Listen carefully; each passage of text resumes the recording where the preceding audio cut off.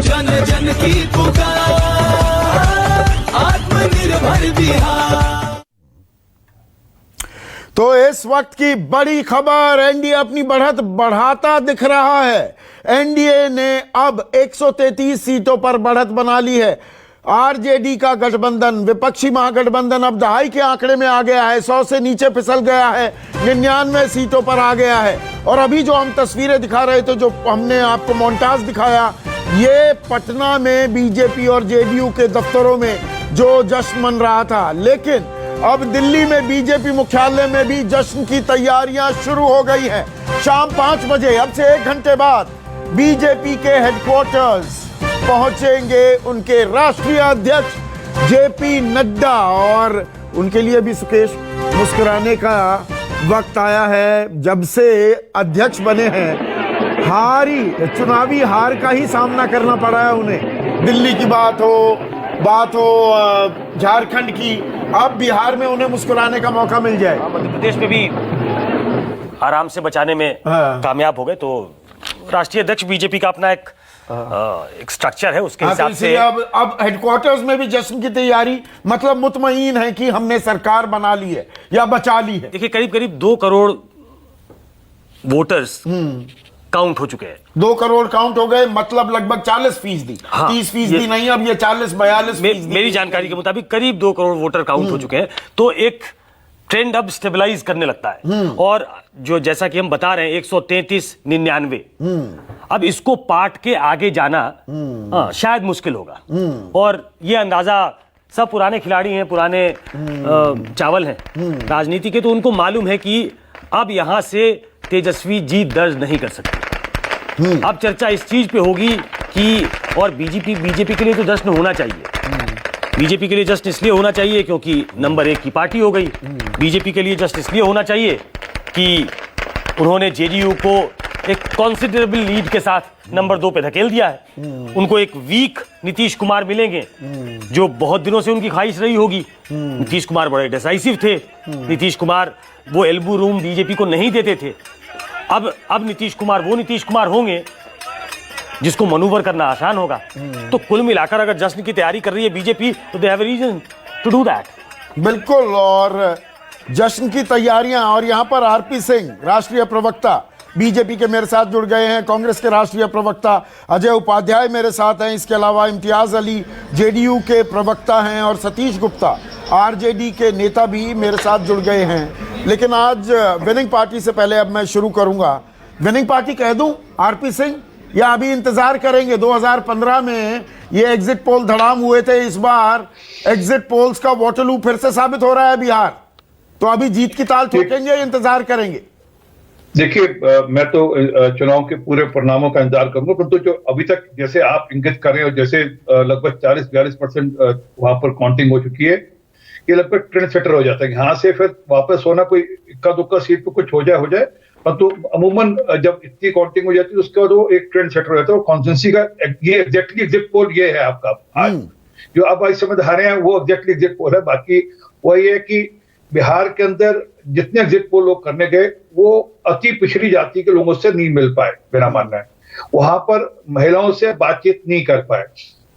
अगर इन 2 वर्गों में बात कर ली होती तो एग्जिट पोल के नतीजे कुछ और होते। तो जो साइलेंट वोटर था वो आपकी मजबूती साबित हुआ है आरपी सिंह? जी बिल्कुल, मैं ये कह रहा था कि ये बिल्कुल साइलेंट वोटर है। ये हो अल्लाह नहीं करता, ये आकर हरदम नहीं मचाएगा, ये आकर अपना टीवी इंटरव्यू नहीं देगा, ये ना रैलीज में बहुत ज्यादा जाता है। वोट डाल, अपना जो अच्छा काम कर रहा है उसकी तारीफ करता है, अपने जो उसको एडवांटेजेस मिले हैं उनको सोचता है, उसके बारे में सोचता है, और जाकर वोट डालकर वापस अपने घर पे अपने काम पे आ जाता है। ये बहुत बड़े प्रोग्राम में नहीं जाएगा। ये हेलीकॉप्टर कैसे उतर रहा है, हेलीकॉप्टर देखने नहीं जाएगा। आरपी सिंह साहब, सुकेश बोल रहा हूं। जी, सुकेश कैसे है? नीतीश कुमार के चेहरे पे वोट है ये जो जीत मिली है नीतीश कुमार के चेहरे पे मिली है। देखिए, हम लगातार कह रहे हैं ये डबल इंजन की सरकार का मामला है, और हमारा चेहरा नीतीश कुमार ही है वहां पर सुनिश्चित, इसमें कोई दो राय नहीं है। रिजल्ट जैसे भी होंगे हमारा चेहरा नीतीश कुमार होंगे, इसमें कोई मतभेद नहीं है। और नीतीश जी ही मुख्यमंत्री के चेहरे थे, उन्हीं के नाम पर ये वोट है। और प्लस मोदी जी की जो ओवरऑल उन्होंने काम किया पिछले कुछ सालों में, उसको लेकर वहां जिस प्रकार का मैसेज है, किसानों की समान राशि हो, महिलाओं में इन दिनों जब ये कोरोना था, महिलाओं के हर जन खाते में पैसे गए हैं, हर घर के अंदर अनाज पहुंचा है, अभी 1.5 महीना और पहुंचेगा अनाज। तो पता लगता है कि कौन डिलीवर कर रहा है और कौन झूठे वादे करता है, ये लोग मतलब समझते हैं। नौकरी नहीं चल पाई, आपका कामकाज चला है, लेकिन एक मिनट सर, एक मिनट, हाँ, इम्तियाज अली से भी मैं इसी प्रकार का वादा जैसे राहुल गांधी ने चुनाव में किया था कि हम हर घर के अंदर 6,000 रुपये महीना देंगे, लोगों को यकीन नहीं आया, क्योंकि पता ये डिलीवर करने वाले वादे नहीं है, ये सिर्फ वादे हैं जो निभाए नहीं जा सकते।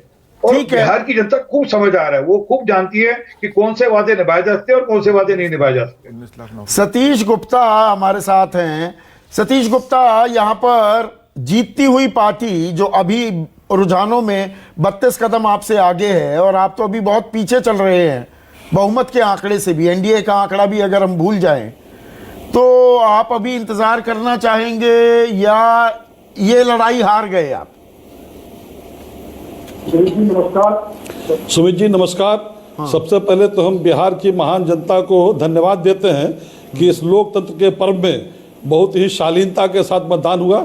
और मैं अभी हारने और जीतने की बात नहीं करता, अभी 2020 मैच है और 2020 मैच में आखिरी बॉल तक इंतजार करना पड़ता है। अभी आप ही ने बताया कि मात्र 40% मत का ही सिर्फ गिनती हुआ है, 60% बाकी है।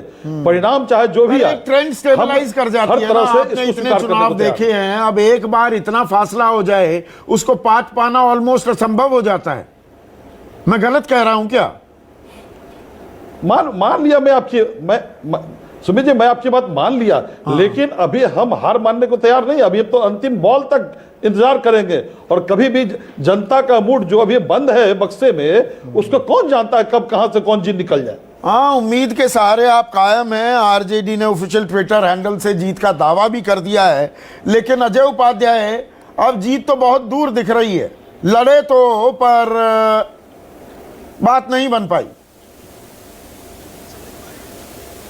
और हर राजनीति में संभावनाओं का खेल है और हमें इसमें कोई दिक्कत नहीं है।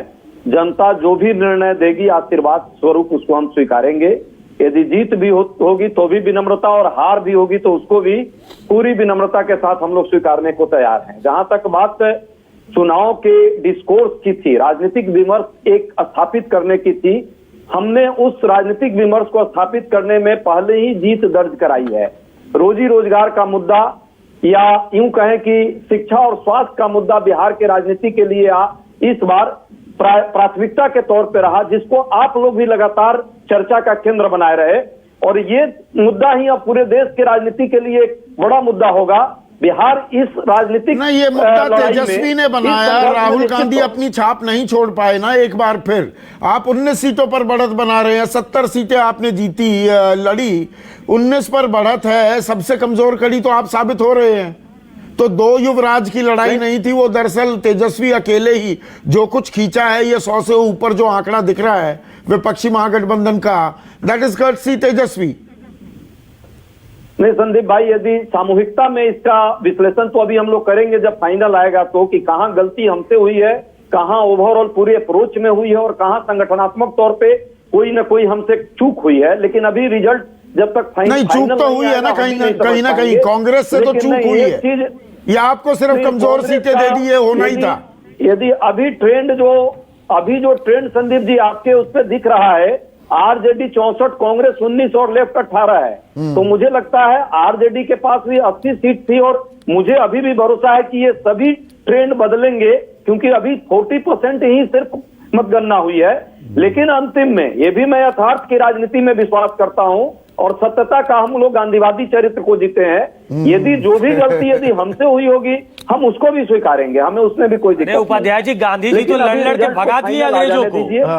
आप लगातार हार रहे, आप मध्य प्रदेश में हार गए, आप गुजरात के उपचुनाव हार गए, मतलब ये हार का सिलसिला, ये मॉरल विक्ट्री ही दर्ज कराते रहेंगे कि कुछ इलेक्ट्रल विक्ट्री भी मिलेगी कभी? नहीं, सुकेश भाई, बिहार के अभी के ट्रेंड के हिसाब से हम 7 सीट पीछे जरूर हैं, लेकिन परिस्थितियां अलग है। और जहां तक मध्य प्रदेश कर्नाटका की बात आप करेंगे, तो इन दोनों राज्यों में कौन सी नैतिकता की बात भाजपा करती है और कैसे चरित्र जी है, किस तरह से सत्ता हथियाई है पूरा देश जानता है। तो अब उन उस सीटों तरह पर के फिर भी से आप बढ़त चाहते हैं बना कि हम रही है भी ना, वही रास्ते अपनाएं। बीजेपी बढ़त तो बना मुझे रही नहीं है, लगता कि जनता आप ने फिर इसको से उन्हीं को स्वीकारेंगे। आशीर्वाद दे दिया। कम से कम आप दोनों जिस तरह के पत्रकार हैं, विवाद की और पारदर्शिता के साथ बात को रखते हैं, सुकेश भाई और संदीप जी, आप लोग उस रास्ते को कभी नहीं, उस साधन को स्वीकारेंगे जिस साधन से भाजपा जो है सत्ता में आई है, और ना ही आप कहेंगे कि कांग्रेस वैसे साधन को अपनाए। जहां तक बात है, सत्ता में थी दोनों जगह पे, और सत्ता में रहते हुए कैसे चुनाव जीते जाते हैं, उस तरह से छत्तीसगढ़ में भी हमारी जीत हुई है। चैनल नहीं दिखा पा रहा है क्योंकि सीट एक ही थी, इसलिए तो वो अपनी जगह पे है। तो हम अभी, आप मध्य प्रदेश की बात कर रहे थे। मध्य प्रदेश में जो ये उपचुनाव हुए हैं, 28 सीटों पर उपचुनाव हुए, इनमें 20 पर बढ़त बना ली है बीजेपी ने, और मुख्यमंत्री शिवराज सिंह चौहान ने न्यूज 24 से इस बाबत बात की है और कहा है कि ये जनता की जीत है। इस पर कमेंट लेंगे अजय आपका। पहले शिवराज सिंह ने क्या ताल ठोकी, सुनिए। एमपी उपचुनाव में बीजेपी की एक बड़ी जीत के साथ न्यूज 24 से एक्सक्लूसिव बातचीत करने के लिए हमारे साथ है सीएम शिवराज सिंह चौहान। सर, आपने बहुत मेहनत की, पूरी ताकत होगी इस उपचुनाव में, क्या कहेंगे आप इस जीत को किसकी जीत मानेंगे? देखिए, मेरा तो कर्तव्य और धर्म था परिश्रम करना, जनता के विश्वास को जीतना है, लेकिन मेरी पार्टी नेतृत्व ने, कार्यकर्ताओं ने, मेरी पार्टी के सभी नेताओं ने जबरदस्त परिश्रम किया है। सर, ज्योतिरादित्य सिंधिया को लेकर कांग्रेस बिकाऊ और ये तमाम नारे दिए, क्या कुछ नहीं कहा? क्या लगता है जनता ने सिद्ध कर दिया कि एक भ्रष्ट सरकार को, एक बेईमान सरकार को, विकास को ठप करने वाली सरकार को, चारों तरफ केवल भ्रष्टाचार की गंदगी फैलाने वाली सरकार को हटा के सिंधिया जी और उनकी टीम ने बहुत अच्छा किया था। जनता ने उस पर मोहर लगाई कि सरकार को गिराकर उन्होंने प्रदेश की जनता पर बड़ा उपकार किया था। इस सरकार से जनता मुक्ति चाहती थी। सर, आप परमानेंट मुख्यमंत्री हो चुके, अब आपका एक विजन क्या रहेगा? विजन आत्मनिर्भर मध्य प्रदेश, आत्मनिर्भर भारत के लिए मेरा रोड मैप तैयार है, और कल 11 बजे मैं अपना रोड मैप प्रस्तुत करूंगा। बिहार उपचुनाव में एनडीए की जो अनएक्सपेक्टेड जीत कहा जा सकता है, क्या कहेंगे? ये अनएक्सपेक्टेड नहीं, हम तो हमेशा से ये विश्वास करते थे कि भारतीय जनता पार्टी जीतेगी ही, एनडीए जीतेगा ही। तो यहां पर जनता की जीत बता रहे हैं, भ्रष्टाचारी बता रहे हैं कांग्रेस को। जहां जिनके घर में सेंधमारी की, ज्योतिरादित्य सिंधिया को लेकर आए, जनादेश चुराया, उसे भ्रष्टाचार नहीं मान रहे हैं। भ्रष्टाचार की बात जरूर कह रहे हैं शिवराज सिंह चौहान, लेकिन ये एक न्यू नॉर्मल है आजकल भारतीय राजनीति में। ये जनादेश चुरा लेना ये न्यू नॉर्मल हो गया है।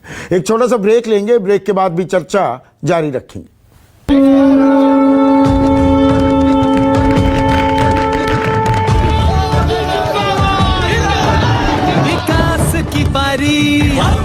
हमारा बजरंग बली जैसा आपका कलर वैसा पूरा बिहार को कलर में कर दीजिए। हर हर भगवान, नमो नमो बीजेपी फिर एक बार। मोदी के हुंकार बा, सुशासन के सरकार बा, मोदी के हुंकार बा, सुशासन के सरकार बा, गर्दा बा। जन जन की पुकार।